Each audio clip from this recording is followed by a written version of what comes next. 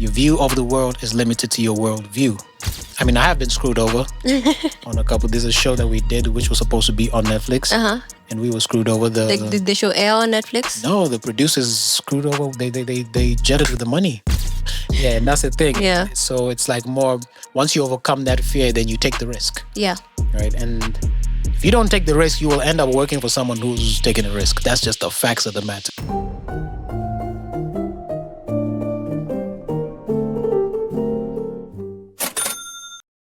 Hi guys, welcome back to another episode of Money Moves Diary podcast, a podcast where we talk about life and money, basically our life experiences and everything in between that has to do with money. On today's episode, we have a guest. He will introduce himself, but I will tell you a little bit about him. He is the owner of the studio that we are shooting at today, and he is also a musician and a person who will tell us a bit more about himself. So, hey, what's up, Ngina? What's up, Amos? Thank you very much for having me on your podcast in my studios. Yes. Thank you for having me in your studio. Yeah. So my name is Amos Wataku. Other people know me as Amaz.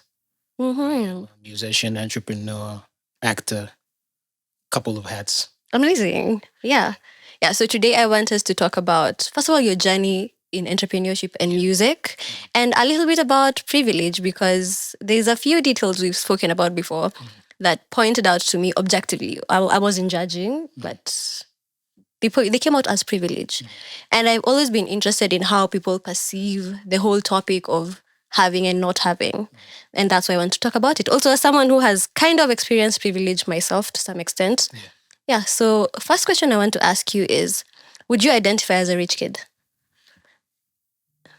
Well, I would. How would I answer that? I think I would answer that by saying I'd identify by right now. I'd say I've watched my parents hustle from having nothing to having Okay. Right? Yeah. So, like, we've gone from house to house to house, and they're constantly just doing this, you know? Okay. Yeah, growing.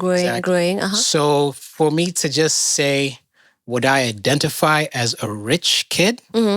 I'd say no. Okay. But I'd also say yes. Okay. Yes, because I have been the benefactor of my parents' hustle, for my whole life. Yeah. So, like, I mean, I would identify by that. Yeah. But they would say, we're rich. You're not. Yeah. I get so that. Definitely I am a benefactor because I get food.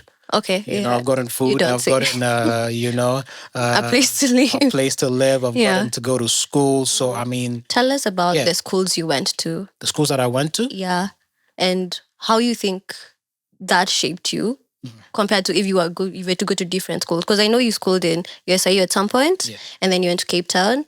Not very many people get to experience school, especially abroad. That's what I want you to talk about. Like, what do you think was the difference? Okay, so I mean,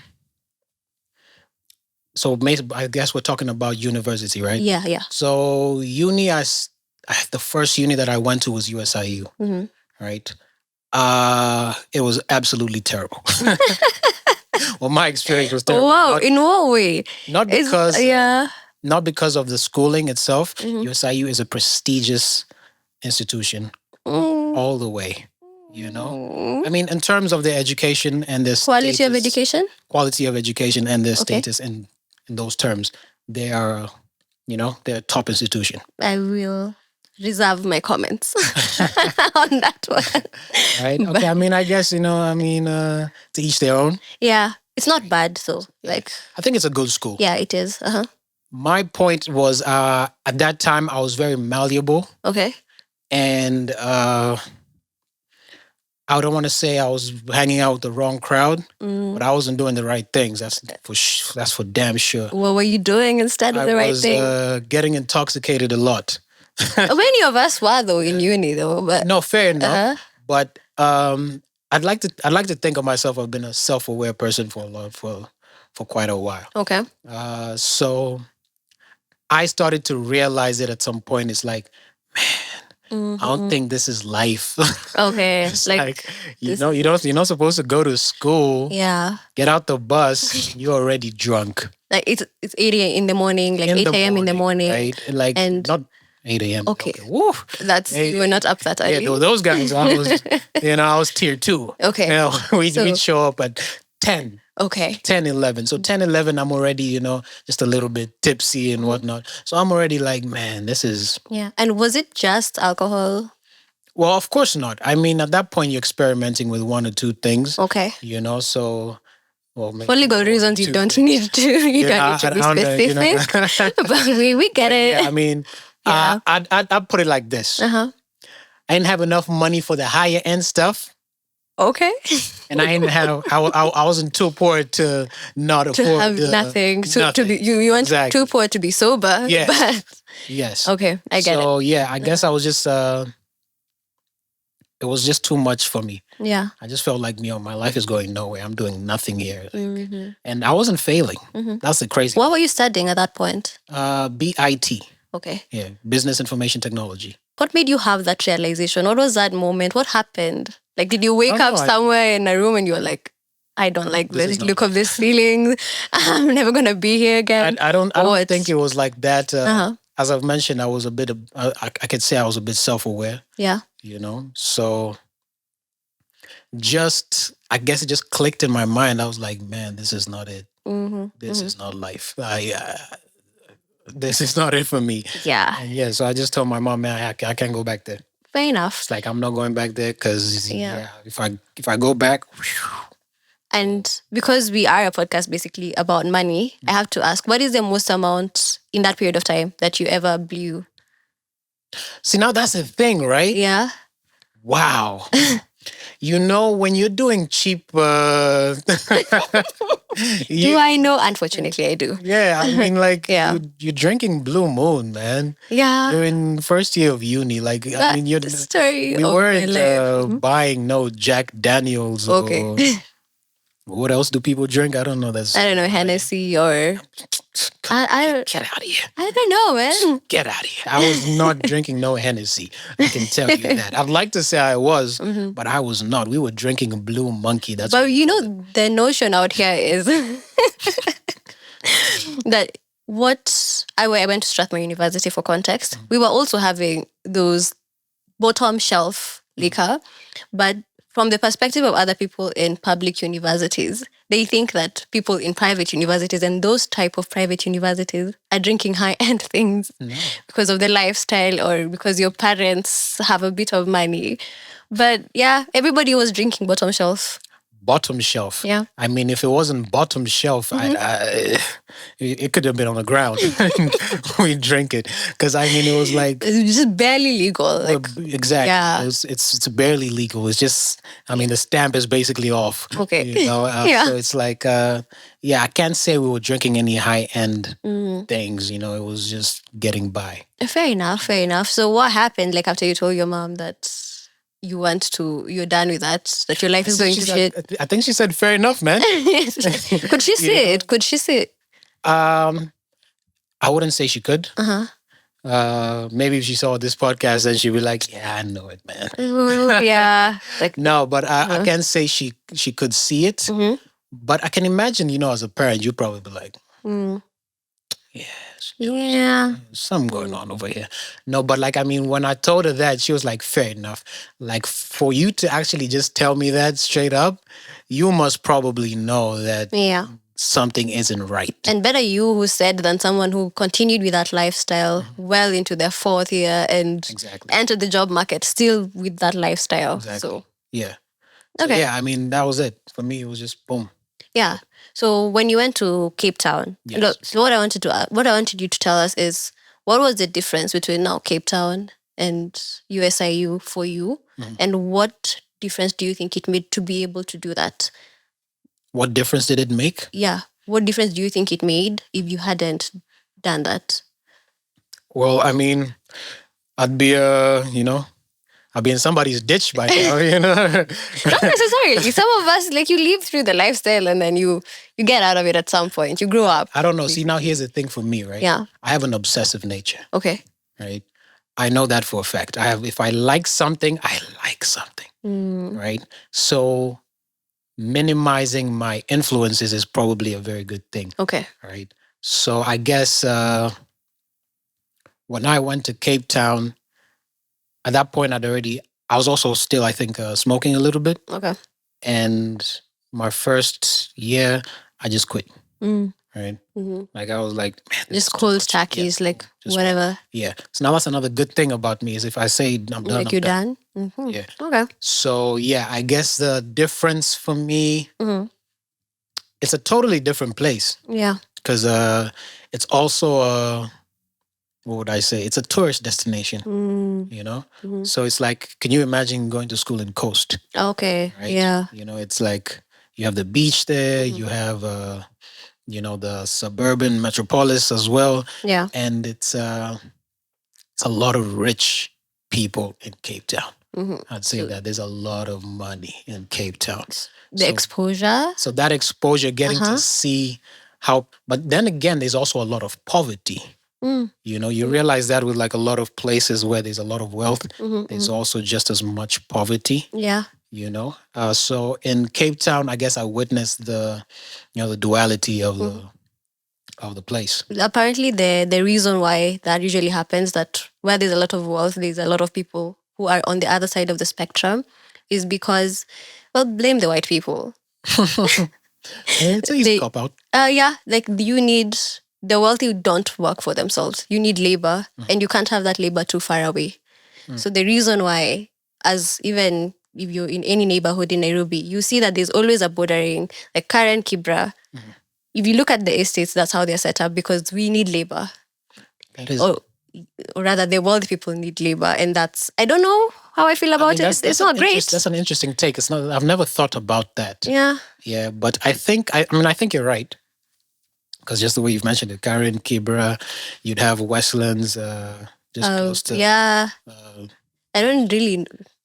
I really need to be better than names of places. I didn't grow up in Nairobi. Where did you grow up? I grew up in Nakuru. Oh, really? Yeah. I have no idea. Robert is from Nakuru. Oh, really? Oh, we'll talk about that. Yeah. So you were asking. So yeah, I was asking. And then now, given being exposed to that and also seeing your family, your parents grow and grow and grow, how do you think that influenced your own personal financial ambitions? Well, I mean, I saw that. I was like, man, I don't want to be broke, man. It's like, because I think like if you have your worldview is limited to your worldview. Your view, this is a good one. They're going to caption Give me the sound bite. Give me the sound bite. Amazing. Your view of the world is limited to your worldview. Say that again. Say that again. Your view of the world is limited to your worldview. Okay. So if you see more stuff, it'll probably inspire something in you to actually want those things. Because as humans, we are filled with desire from top to bottom. So there's no way you're going to tell me you're going to see people driving around in Lamborghinis and all kinds of fast, high luxury cars, and you're not going to want that for yourself. Yeah. I get that. There's absolutely no way. But if you've never seen that, there's also this kind of your worldview is limited. It's narrow. It's very narrow. So you only aspire to what you can see. So if you only ever see, no offense to the people who drive this, but if you only ever see a Vitz, and that's the only thing you're ever exposed to, you'll only aspire to a Vitz. Yeah, and that's the thing. It's not necessarily a bad thing. Yeah. Because you can imagine someone who's all they were riding was their bikes. Yeah. Right? Yeah. Bikes, Black Mamba. I do know. Yeah. So they were riding that Black Mamba, and then they saw this one guy with a Vitz. And then they were like, whoa. Fantastic. I want one of those. Yeah. But then there again is my point. Your worldview shifted once your view of something else got into play. Yeah. Amazing. And I think I personally endeavor to give, if I ever have children, if I'm blessed with children, I endeavor to give them as much exposure as possible, because I also know that there's only so much I can show them inside the house. So and how they get exposure is school, is activities, is doing things. And I think I'm personally more exposed than my parents without them even realizing it because of the choices they made. Do you feel like you have needed to prove yourself? Especially now getting into spaces where people feel like you haven't earned your way in here. Absolutely. So, I mean, like even in the music industry now, like coming to your music. now that's the career. thing, right? Yeah. I think life is about proving yourself. I don't know who this is. It's I think King Louis the 15th. I think I don't know if he's now his dad him. When he got power, he said what? I am the state. Let's say it's moi, right? But his dad, but he was not. He was just a a little. He couldn't fit into his dad's shoes. Yeah. Right. Yeah. And that's I guess a thing that everyone has. Especially if your parents do very well for themselves, it's like you're going to be like, man, this isn't me. Yeah. I didn't earn this. But I guess depending on how self-aware you are, you can actually use that to get you to somewhere else. Okay. Your parents could have been millionaires. It's like, I bet I'm going to use these millions to get me to billions. I get it. That's what someone like Donald Trump did. Yeah. They say, oh, his dad was rich. Yeah, that was a millionaire. Donald Trump is a billionaire. Yeah. Understand what I'm saying? I get it. So that's the thing. It's like, prove yourself. And so you mentioned that, like, having that feeling of my dad made this and this and I am not him. Have you ever felt like that? Have you ever entered rooms and felt like you're not deserving to be in those rooms, or you're not deserving to wear the hat that you're wearing or to create what you're creating? Absolutely not. Yes and no. I wouldn't say absolutely not. Yes and no. Okay. I mean, you can, for example, you can be taken to a really nice restaurant and you're not paying the bill and you're like, man, I wish I was paying the bill because damn, you know what I mean? And you can also go to those nice restaurants and be like, yeah, this is nice. Yeah.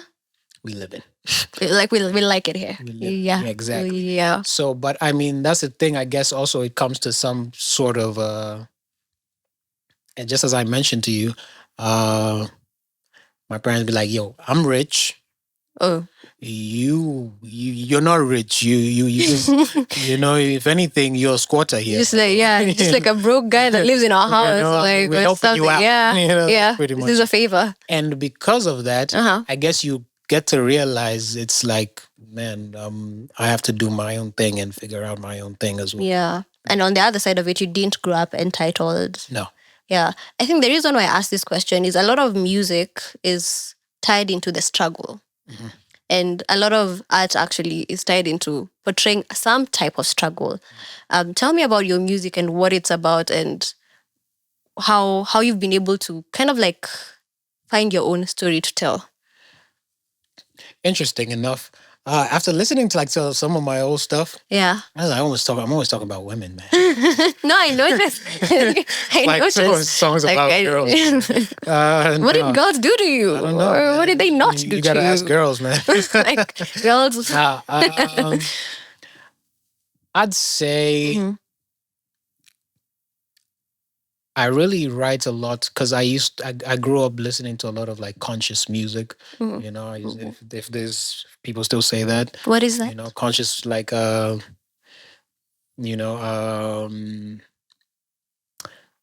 would you describe conscious music, man? Like it's about the people, elevating the mind. Give me an artist to tie this to. Or well, I mean, Kendrick Lamar makes conscious music, okay, right? Got it. Kendrick makes conscious music. You'd say because it's about about the day, about what's going on, about how to elevate your mind, elevate your spirit, elevate what So Nipsey Hussle, all that kind of stuff. Then there's the bass kind of music, the girls, the club, the drugs, and all that. So I shy away from a lot of that. From the girls, the club, the drugs? Well, I mean, not the girls. Not the girls. What if you're like, I have evidence? No, but the girls not necessarily in terms of not in a overtly lustful nature, It's not hypersexual. It's not hypersexualized kind of music. Yeah. But it is about, you still find a lot of undertones of love and all these relationships and whatnot, but not necessarily a hypersexualized kind of. Yeah. Okay, that's great. And what what brought you into music? And on the money front, do you think? Yeah, this is actually difficult. I don't want to ask you, do you think there's money in music? Because obviously, whether you're doing it for the money or not, it could or couldn't come. I want to ask you how much you spent so far on your music career. More than I made back, I tell you that. No, I guess is there money in music? Definitely. I mean, people making money, right? Oh well, Someone yeah, making I'm sure money right now, yeah, right? for sure, for sure. Did I make as much as I ever wanted? No. Did I make as much as I put in? No. I ain't done though. So I mean, Yeah. but yeah, I mean, there's definitely money in music. I guess it's just about reaching the people who want to hear about you. You know, who not necessarily even want to hear about you, Yeah. but you're talking to them. You know, I guess that's it. Because if you're talking to, let's say, Ngina, Yeah. and there's like 1,000 Nginas, Yep. and they like what you're saying, they'll Yeah. pay you for it. Yep. You know, so I guess it's just finding the right market for your music. Yeah. You didn't answer my question. What was your question? How much have you spent so far Oh on no, your music career? I mean, I don't have a number for that. I really don't have a number for that because when it comes to things like these, you end up spending. It's like, oh, this is dope. I'll spend money on that. Oh, this is it. I'll buy that. Oh, this is like, oh, can we invest in this? Oh, So I mean, I don't have a number to give you and be like, Yeah. I spent this much. Yeah. The reason I ask is for someone who might be out there listening and they want to start a career in music and they are wondering production costs of either getting yourself someone to write, to create a bit. Give me a figure that could help that person. Well, that's gonna kick you in the butt. Or a range. That's gonna kick you in the butt. I'll tell you that. You know what I'll tell someone who's starting out in music? Man, find like-minded souls, man.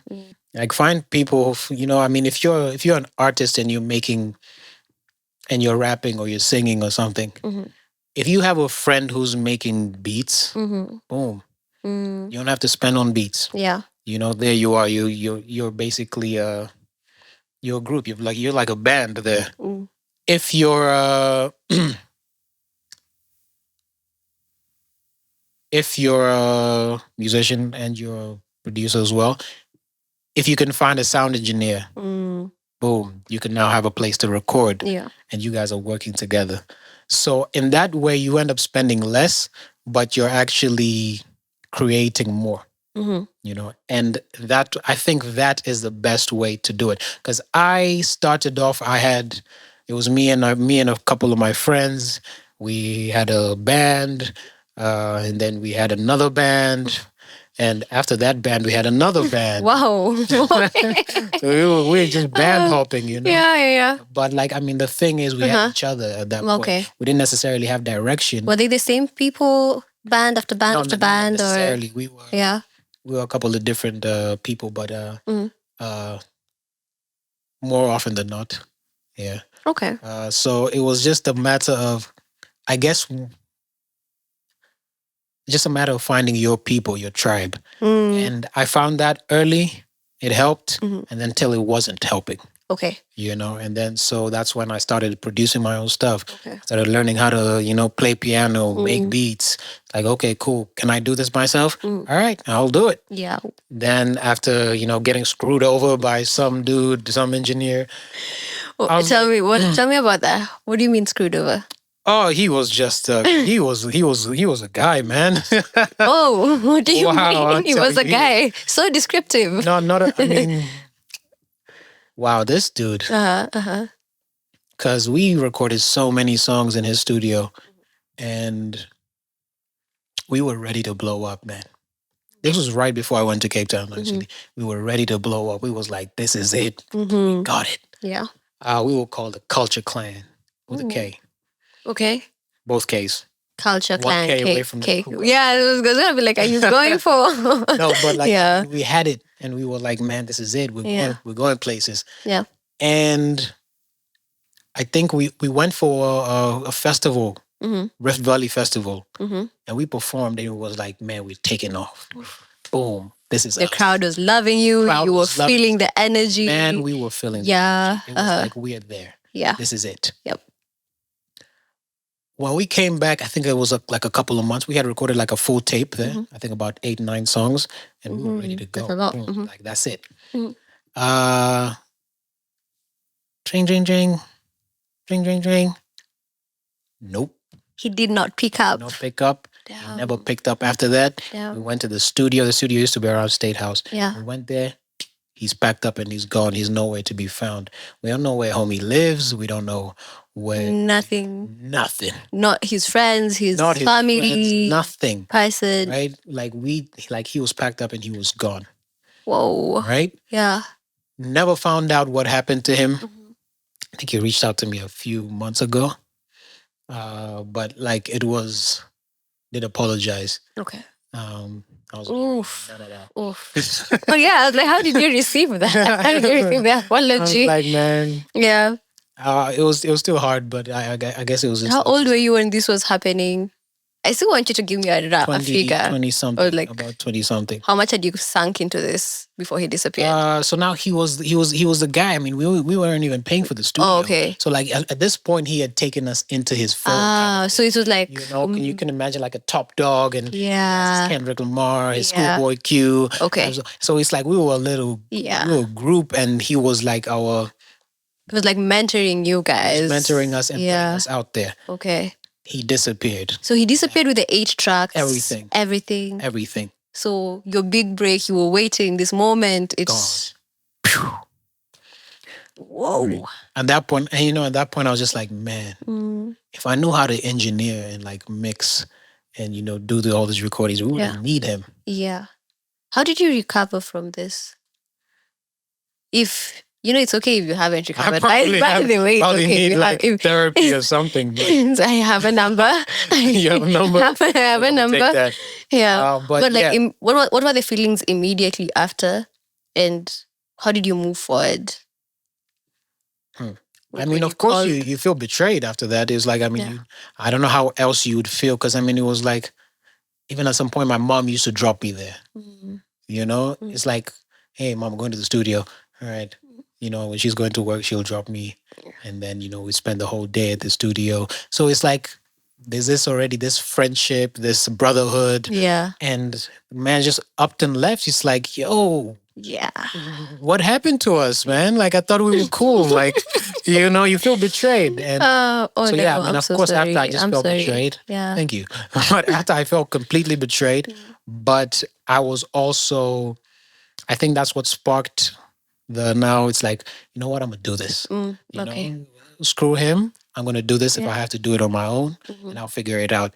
So I downloaded a whole bunch of plugins, and, softwares, and I was like, you know what, I'm going to learn how to do this stuff. School of YouTube, YouTube University alumni. Yeah, I know, I get it. Graduated top of my class. Us both, yeah, exactly. Yeah. So I did. I took a bunch of courses.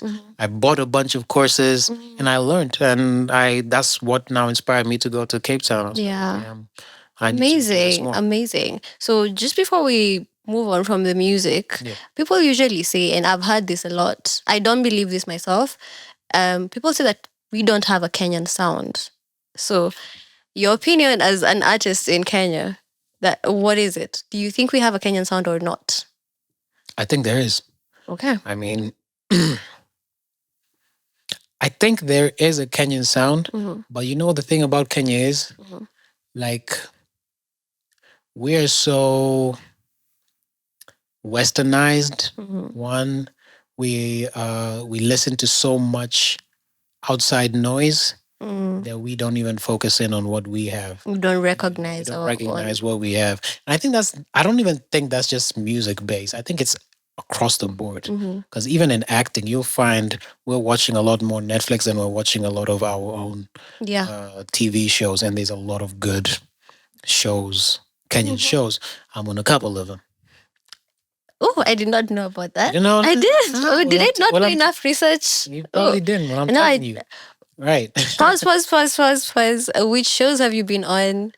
Single Kiasi. You have been on Single Kiasi? Yeah, man, I'm like 2 seasons. What? What? I'm sitting to the star and I did not know. Did Oh not my know. God. Imagine that.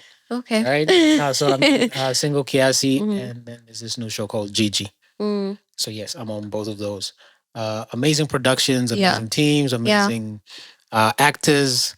And the thing is, like a lot of people don't not necessarily. I don't want to say a lot of people, Mhm. but yeah, a lot of people. You'd find the majority are watching, Netflix and watching a lot of blockbusters, but not necessarily paying the same mind to Kenyan content. That's absolutely right. And now that you brought this up, I didn't know that you were also an actor. I think I saw on your bio that you were, but I didn't see any of the content. I've also I have my ear on the ground when it comes to the film industry, just because I'm interested in Kenyan art. And what I see is that pay in that industry is not great. Pay in the Kenyan industry in general, in the Kenyan art industry, is not great. Do you have any comment on that? And what has been your experience when it comes to like contract negotiation, getting paid, getting your copyright? Is it usually as bad as I have experienced it to be? Wow, that's a good question. That's a really good question. I think it's absolutely either or, because for the on across the board, I wouldn't say the pay is very good. I wouldn't say you get paid very well, especially if you're comparing it to like Hollywood or even Nollywood. Definitely not. But if you have a name, I can guarantee you you're getting a much better bag. Some of the people who we were acting with singing Single Kiasi, they already even have they have massive followings. They're not gonna pay them the same way they're paying you. And I guess you could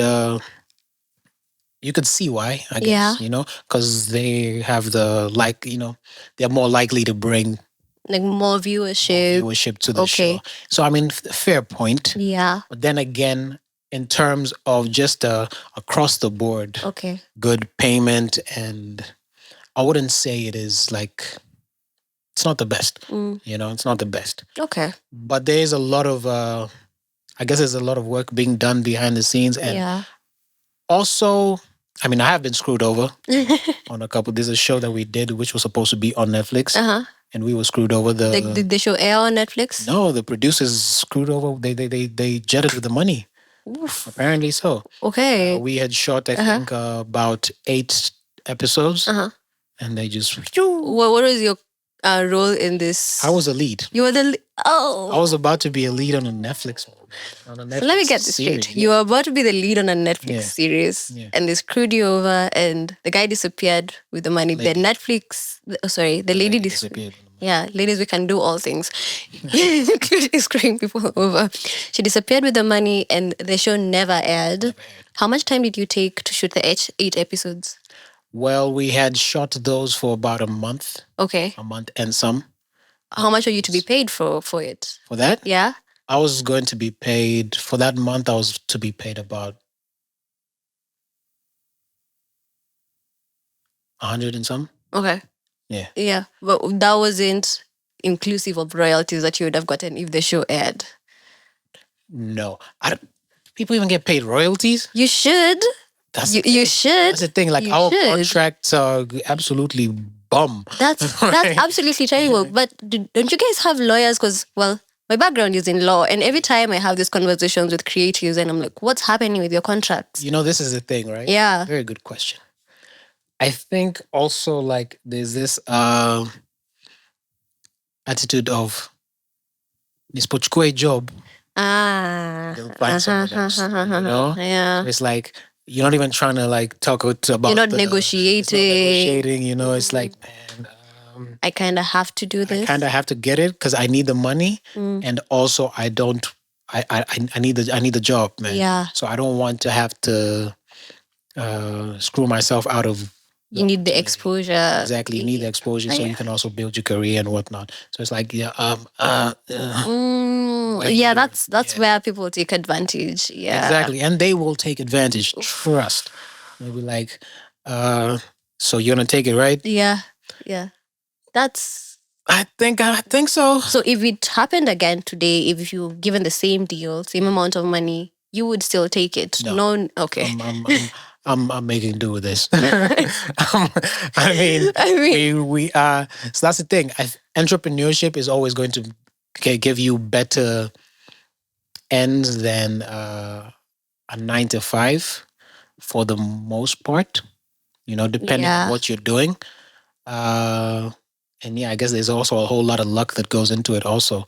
100%. But like, if you get it right, I think you're probably better off as your own boss. Okay. And I guess that's why a lot of people are. I think it's the biggest resignation is happening this now. Season. Yeah, it's happening now. I'm ahead of the curve. You're ahead of the curve. I resigned in 2022. 2022? Yeah, 2022. Yeah. So like, I think it's because a lot more people are realizing their time is much more valuable than what their employee is paying them. Absolutely. Yeah. I get that. And now you've mentioned this, so let's talk about it. Yeah. So tell us the name of your studio. Why a studio? How did you come to this and land on this? And how long did it take you to get here? So the name of the studio is AMW Studios. That's AMW Studios. So what was the second question?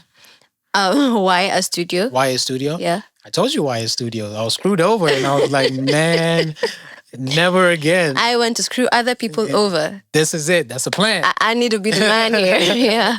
No, I mean, so like at that point, I think that was now like the tipping point where I was like, okay, you know what?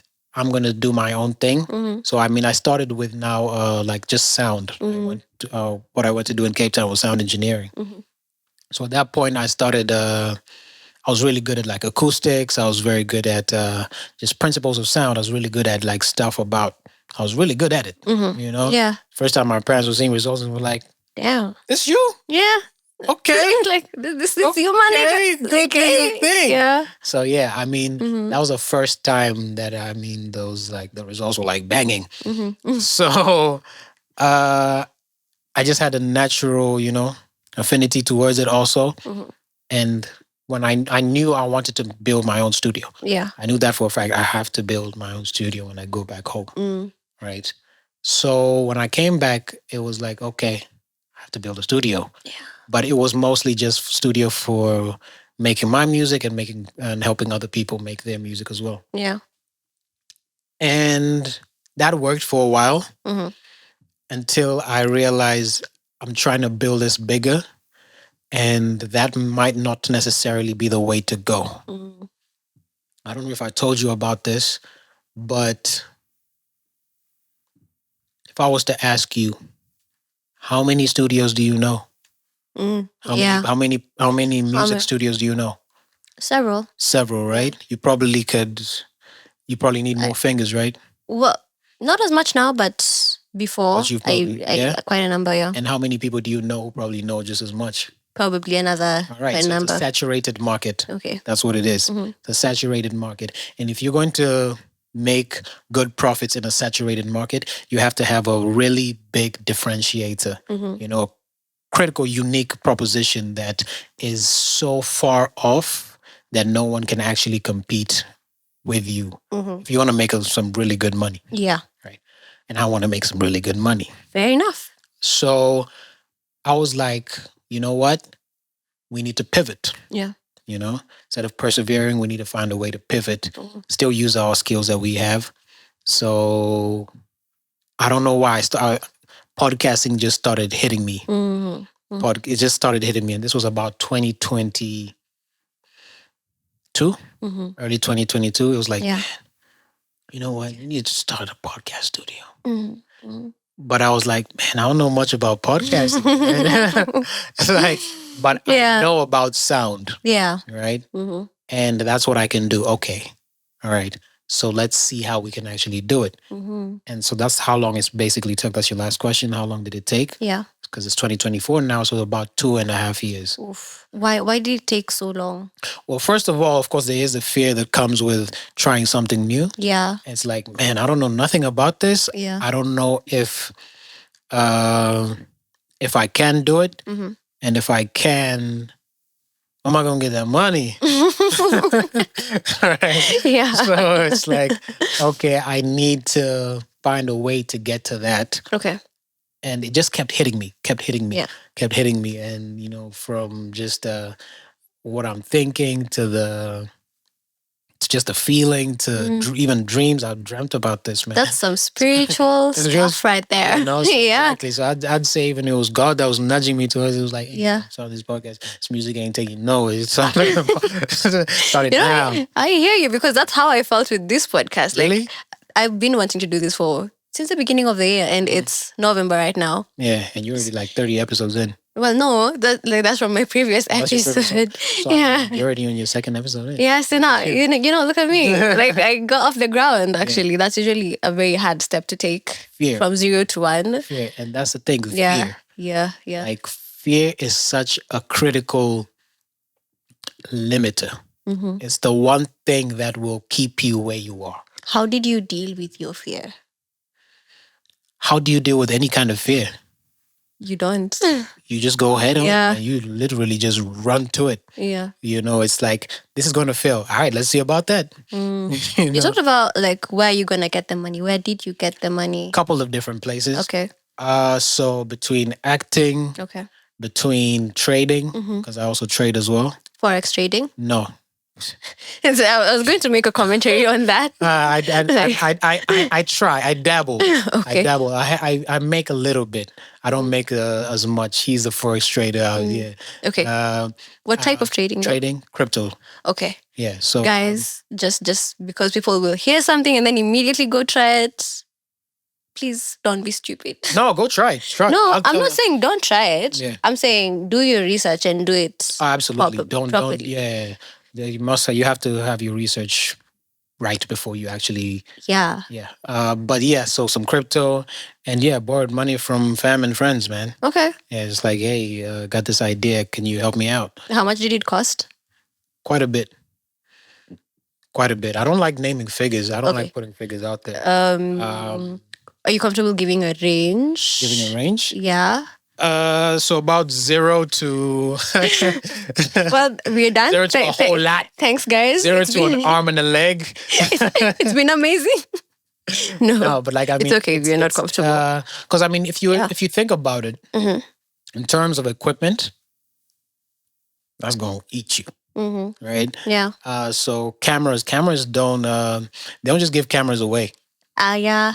I looked into that. I don't know if you've ever tried walking into a store and leaving with a camera without paying for it. Yeah. Doesn't go well, right? So the cameras are like, the most expensive investment that you have to make. So I started with the microphones, with the sound equipment. Yeah. I already had like a lot of this stuff. I make these stuff on my own. Yeah. So I mean, I could already do that. So it saved you something. Saved me a lot. Yeah. Right. I also found out already where to get the stuff and everything. So so it's just like it's quite a bit.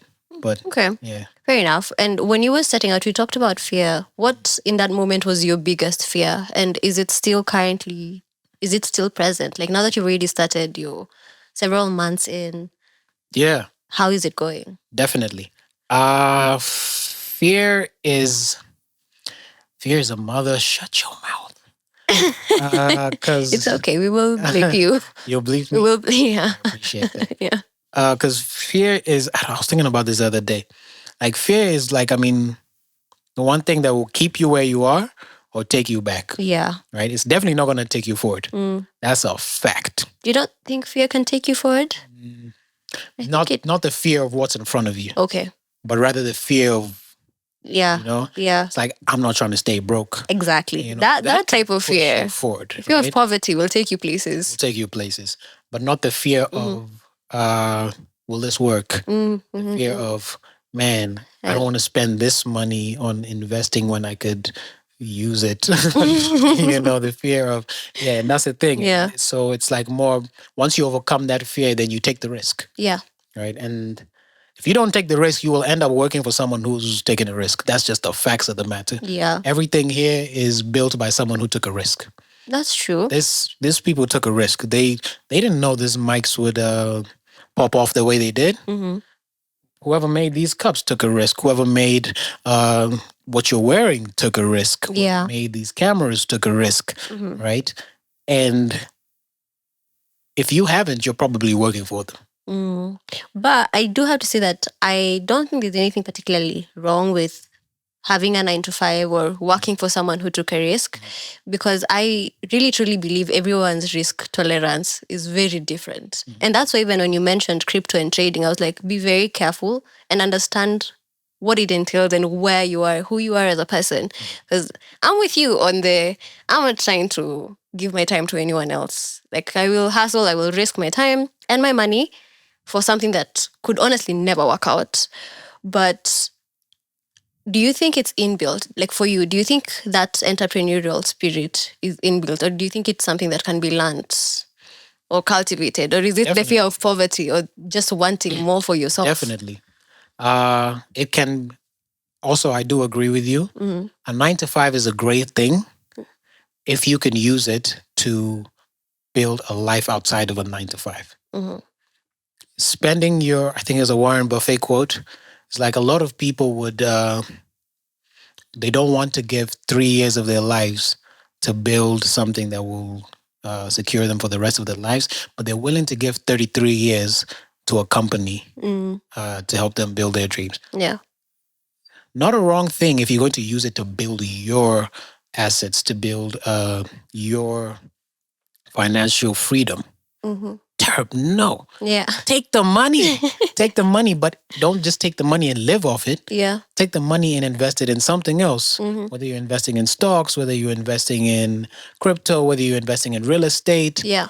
Let the money end up working for you instead of you just working for the money. So yes, I agree with that. Although, caveat. Yeah. What was the other part you said? I forgot. Yeah, I'm terrible with these also. I honestly don't remember, so I could just ask the next question. Next one. Yeah, so basically on this journey of your money and entrepreneurship and music, maybe you've told me, maybe this was the moment with the sound engineer that disappeared, but what was the most painful lesson? Specifically with money, actually. Because that one, you lost time, you lost your effort, you lost tracks. Money ain't gonna make itself. It's another soundbite for you. Thank you so much. You're welcome. You're very welcome. I'm like I'm a whole what is this? A vending machine of sound bites. Yeah, and quotes. So like I'm just gonna put some. Yeah, that's asterisk. You're good. i.am.ngina Studios. You're good. Yeah. No, but really, I think just realizing that money will only come to you if you have value. What made you learn that? Not having value. It's like, man, what can I do? It's like I really? guess it's not having. Because listen, I mean, the more value you can give, the more money you can make. Agree. Simple. The more value you can give, the more, and that's why it's harder to make money. And that's exactly what made me realize maybe studios are not necessarily just recording studios. It's because like these people can find the same value somewhere else. Yeah. They can find the same value with, if they were just to learn the stuff. They could do it for themselves. They could actually do it for themselves. We are at that point in our, with technology where you could just download a software. You could download, so you could basically download skills. Beats and even YouTube University. Yeah. And figure it out. But for example, podcasting, it's there's a bit more barriers to entry. You have to have space, and you have to have these, and you have to have lights. You have to have skills with cameras and whatnot. I know. And so it's yeah. I mean, it's just the reality of the matter. So yeah, there's that, and then there's also different things outside of podcasting. For example, people selling software. Yeah. Not everybody's doing that. So it's probably easier to create value. Tell you this. Selling just software, for example, that's one thing. But you can sell software to a hospital that helps them with their invoicing or with their medical records or something, you are in a niche, you know? Yeah. So there's riches in niches. Ah. And if you, there you go again. Say it again. There's riches in niches. So if Yeah. you were to do that, you're probably making more money because there's nobody who can deliver the same value that you. It's harder to find that value. Of course. If you were Yeah. selling hospital shoes, Yeah. right? Nurse shoes, it's probably easier to do that and make money from that than trying to compete with Nike. Yeah. You know, because they Fair ain't doing enough. that. Yeah. So yeah. Oh, I guess now my question to you as an entrepreneur myself is, how long do you think it takes to find this value? Because what my experience has been is you know when you start. Yeah. You know when you start, like as you said, you started the studio at first with the music studio. And then you realize, okay, maybe this isn't 100% it. But had you not started that, you probably wouldn't have gotten here. And I'm sensing that finding your real value and the value that will make you the most amount of money takes a lot of time. I don't know if that's what you think, but talk to me about what you think about the time it takes to identify your value. Wow, that's a good question. I think it could happen instantly or it could take years. Some people just wake up out the womb and they have the melodies of life, man. It's like, you know what? I'm going to build a supercomputer with, all these kinds of, Yeah. and they figure it out there and then. Other people have to fail from, here, realize, okay, this doesn't work. Okay, boom, try again. Boom, try again. But then you find most people will start, fail, start again, fail, Yeah. start again, Yeah. and then figure out eureka. Oh, this is it. This is it. So I don't think you just it takes it's all depends on you. Okay. It depends on you, depends on your passion. Yeah. Because then again, there is the what was the question you asked was how long does it take to identify value? I think if your value is rooted with your rooted to your passion, then you will find it easier to identify where you can actually be more value. If it's not rooted to your passion, it's kind of hard, right? Yeah. And you will fail more and more and more. So I guess if you know what you're passionate about, then you can be like, okay, so how can I use this differently from those people? Yeah. How can I use this and create something better? How can I? And then I guess you would identify a place where you can actually be more valuable than other Okay. people could be. Okay. I love that. Thank you for sharing that. You're welcome. That would be 1,500. Am I not paying to be here? I mean, anyway, no. The last thing I wanted to talk about very, very briefly, and we could skip it altogether, but relationships and money. As someone who has lived in this city, the perception is a bit weird when it comes to relationships and money. Like, like as a woman, there's like a need to date someone who's more successful and someone who is ambitious and someone who portrays themselves the way you do. So I don't know if you're comfortable sharing whether you're single or not. Oh, I'm very single. Okay, ladies, you had it here first. No, but I don't know. What was the question though? So the question right now is, what would you be looking for in a partner to support this ambition?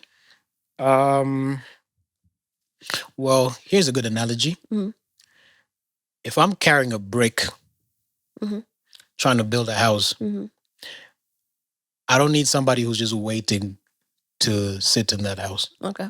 That's just the facts. And I don't think anyone who's trying to build an empire, who's trying to build a mansion, just wants to carry the bricks by themselves and then be like, okay, here, babe, here you go. I think you want help. Yeah. And that's like the definition of a helper. Whether that help comes from her carrying the bricks with you, helping you fix up the walls, whether it's helping you, supporting you through that. Because it's hot outside. You're carrying bricks. You probably need to be fanned down. Water, Some water. Yeah. So I think, and I guess that's like the most important thing for anyone. And I'd say anyone. I was gonna say anyone with big ambitions is you want support, and that's like the primary thing that you would look for in a partner. Yeah. And support doesn't just come from, it's not just, hey, yeah, there you go, whoa, love it. No, I mean, that is a version of support. I guess that is a, that sitting on the sidelines while you on the court. Yeah. It's a false narrative. Support is really support when ain't ish happening for you. When KPLC cut the lights off, or the water is not running anymore, or the clients ain't coming in. Yeah. That's when support matters. The sound engineer disappears. The sound engineer disappears. Yeah. It's like, who's there to hold you up? Okay. And who's there to help you carry those bricks, continue building that empire? I guess that's the person that should be sitting there in that house with you once it's built up. Okay. Do you think that drive, the ambition, this mentality has affected how you navigate romantic relationships? Or basically, do you think it has a role to play in why you might be single? Absolutely. Yeah. I think because I just want more. Okay. And I guess I haven't found more. And I'm okay with kicking it. I guess I've been through that part where it's like, and it's not even just about women. It's even about friends. Yeah. Right? Yeah. It's like, I'm comfortable with being lonely. Yeah. I'm comfortable with being by myself. I heard this great quote. I think it was Alex Hormozy. Loneliness is not a bad thing. Loneliness is where you are before, like right after you've left the places that are not serving you, and before you get to the places and the people who will. Yeah. Right? Yeah. So you're just in the middle. You're in that journey still. So I'm very comfortable with being by myself. I am very comfortable. I'm okay with me. So I guess when I do find the other person, that person who, helps me out, the person who I can help, the person who I can build something with, cool, let's build. Okay. Let's do it. That's amazing. Yeah. And for this person, and even just generally for the people who you like to keep around you, what is like the one financial value you're like, if this person is not good at this thing when it comes to their money, we ain't rolling like that. If they prefer to spend more than they make, okay. It's like, hey man, we ain't got that money. Like, what? Maybe we just like to spend because now that's the thing, right? Yeah. Because if you're with someone, even if you have that's actually a very good question that you ask. Please rephrase that again one more time. What is the one financial value you would need from your person, and generally, like, you need for the people around you who are close to you? I think if you provide value, then that's it. Because if you're not providing value, you're probably taking value. Right? Just tell me a bit more about that, because my question was specifically when it comes to money. That's what I'm saying. So, if you're not providing value in terms of, because even as a partnership or a marriage, it's like, I would rather, and I guess there's a lot of debate on this, should you go 50-50 or should the man do everything, Yeah. I see it as a partnership, right? Not necessarily just because of the fact that you are partners, but because if one thing happens to the other person, if they lose, you're losing too. If they win, you're winning. Yeah. Right? And it goes to the same with sports, right? Yeah. Everyone needs to play their position. If the striker is out there trying to be a goalkeeper, we're not scoring, man. If the goalkeeper is out there trying to be a striker, none of us we're getting scored. Yeah. Right? So I think if people identify the position that they can play and play to to the fullest, Yeah. then the whole team wins. Whether it's in a friendship, whether it's in a marriage, whether it's in a relationship, Yeah. whatever it is. So for someone to be in that space with me, Yeah. they'd have to be playing their position, playing their part, bringing value to the team. Okay. You know, if they're bringing value to the team, then And what does bringing value to you financially look like? not spending everything. Spend something. It doesn't have to be everything. It's like, I mean, that's the thing. It's like if you know we ain't got it like that right now. Yeah. You know we ain't got it like that right now. Okay. It's like, I mean, you curb your desires, Okay. knowing that we're trying to build something bigger right now. It's like tunajinyima sahi, so that tomorrow we can be better off. Not it's like tunajinyima tena. Like if this season in our lives we have KFC money, we do KFC. If the next season we have, I don't know, 5-star hotel money, we can operate with that. But if we don't have 5-star money, you don't need to pressure us to spend on something that we can't afford. Exactly. So yeah, if they're not bringing value, they're taking it. Do you believe in the 50-50? 50-50? Yeah. Well, it depends. And that's what I said about the team. Yeah. Right? I don't believe in 50-50. I believe in 100%. There you go. Right? Yeah. If I'm carrying bricks, you better be carrying water. Yeah. You know, if I'm bringing a table there, you better bring some chairs. You know, we are working to building together. I'm not building for you. I'm building for us. Okay. So if you can bring your best, and that's the thing, it's like maybe someone's best is buying groceries. Bet I'll pay the rent. You know, it's not 50-50. Yeah. We've taken 100%. Yeah. I've taken 100% of the rent. You've taken 100% of the groceries. That's not 50-50. That's us doing the best we can in what we can. Okay. So I think it's more a matter of doing the best that you can do and letting them doing the best that they can do, and we bring it all together for the team. Amazing, amazing. Before we close, do you have any questions for me? Yes. Ooh. When can I get my money? What 15th. What are you talking about? No. Yeah. In terms of this podcast and financial, because it's really financial education that you're trying to bring to the masses, to people who are listening. How do you feel generally as a country, our understanding of finance and money is on a scale of 1 to 10? On a scale of 1 to 10, our understanding generally? 3, if I'm being generous. 3. Yeah, if I'm being very generous, 3. I say, do you want me to elaborate? Why? Yes, please. Why?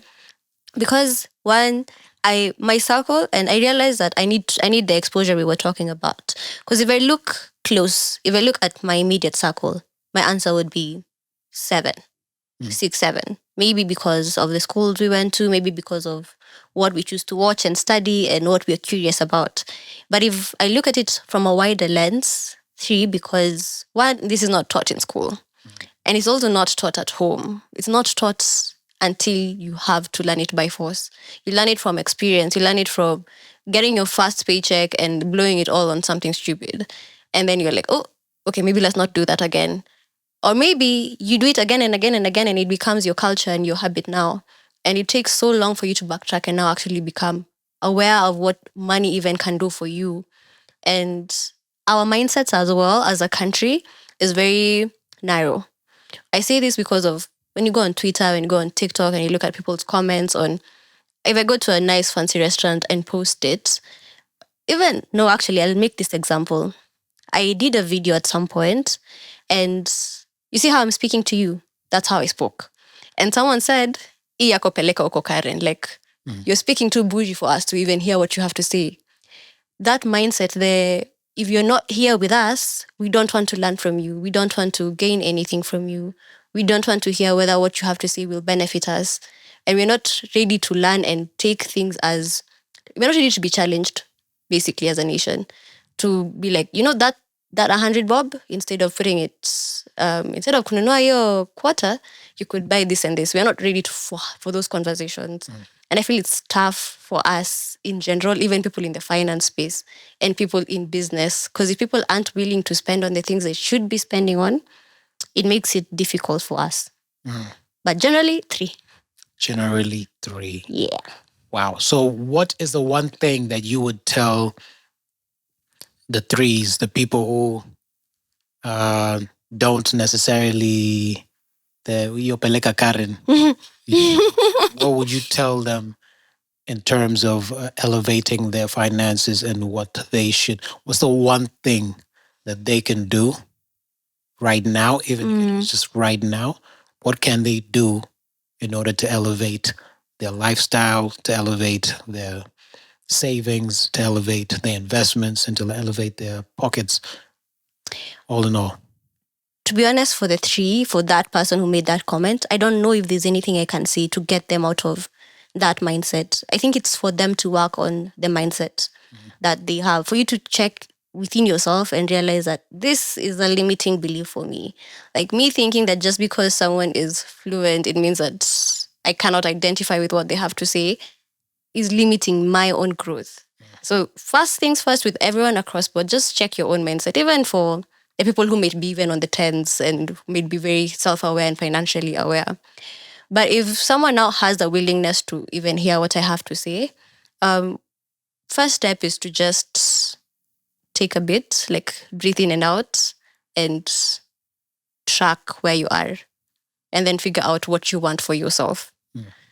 And when you have your goals set out, you have figured out that this is where I want to be in the next 5, 10, 15 years financially, then now you can start saying, I need a job that gives me, or I need to have a business that gives me X amount of money to get to this point. But there's no one clear straight line. It's not linear at all, at all, at all. There's no trick to it. There's no magic to it. And if there was a magic, I'm still trying to figure out that magic for myself. As soon as I find out, I'll let you know. But there's no magic to it. So there's nothing really I can say that you need to do X, Y, Z, other than learning and other than growing yourself, personal development.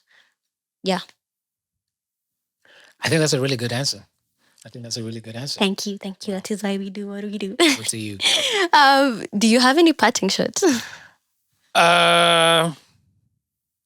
Well, no, I'm just grateful to you for having me on your podcast. Yeah. Shout your business out, shout your music out. So AMW Studios is the studio. That's where we currently are.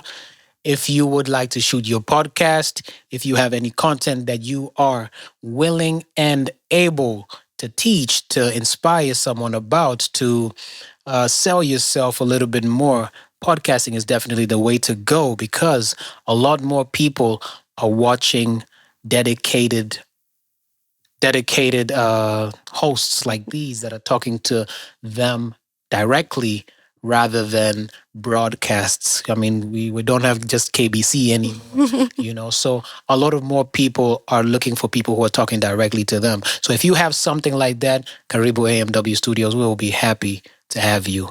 On my music, you can check me out on Book of Amaz. That will be right down there. And I'll see you soon. Yeah, thank you so much, Amos. I will leave everything in the description box. Make sure to join us on the next episode. If you haven't subscribed, please make sure to subscribe. That's how you best support me. That's how you best support us. Check out the other work that I do on my personal Instagram at i.am.ngina. Or if you want to book a coaching session with me, you can do that also in the description box. But for now, goodbye.